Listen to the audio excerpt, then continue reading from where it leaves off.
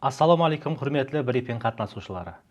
Бүгінгі брифингіміздің текарғы мақсаты ұлыма орта білім беру мектептерінде жұмыс алып барып жатырған оқытушылардың кәсіптік шеберлігін арттыру, білімдендіру процесіне заманауи педагогикалық технологияларды енгізу һәм білімдендіру сапасын бұндан былайда жоғары басқышқа көтеру мәселесіне қаратылады. Бүгінгі күнде білімдендіру системасының алдында тұрған текарғы вазифалардан бірі әр тараплеме рауажланған, еркін пікірлейтұғын һәм заманауи білімлерге ие жас әулетті тәрбиелеу болып табылады. Бұл вазифаны әмелге асыруда әлбетте оқытушының кәсіптік шеберлігі, олардың білім һәм көніліктері шешуші әһемиетке ие.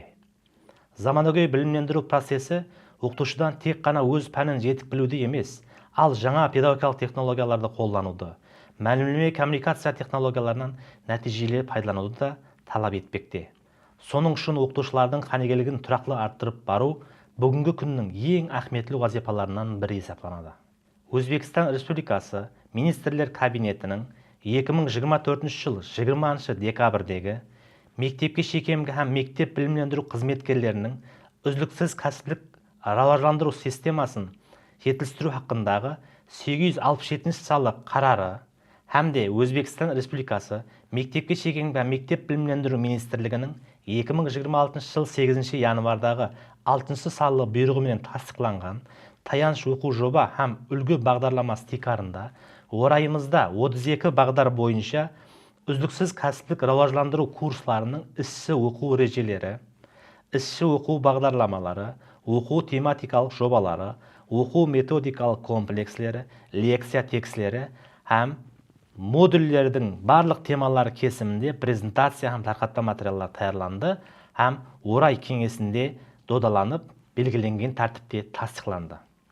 Орайымызда 2026 жыл үшін реже текарында 32 бағдар бойынша 9530 ұлыма орта білім беру мектептерінде жұмыс алып барып жатырған оқытушылар һәм басқа қанегелердің кәсіптік шеберлігін арттыру белгілеп алынған.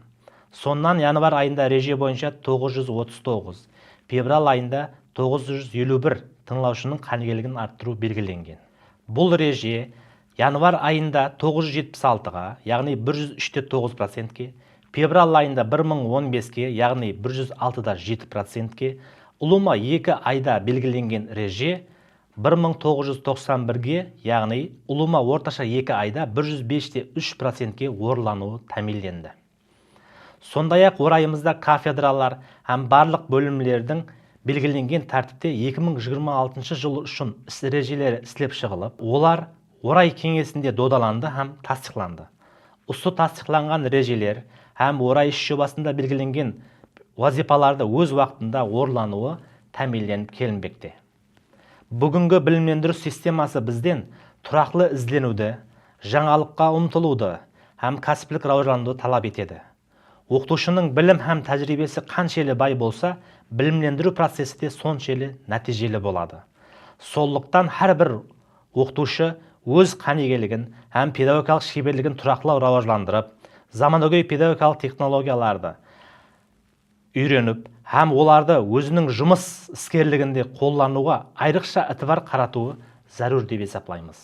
Ітібарларыңыз үшін рахмет.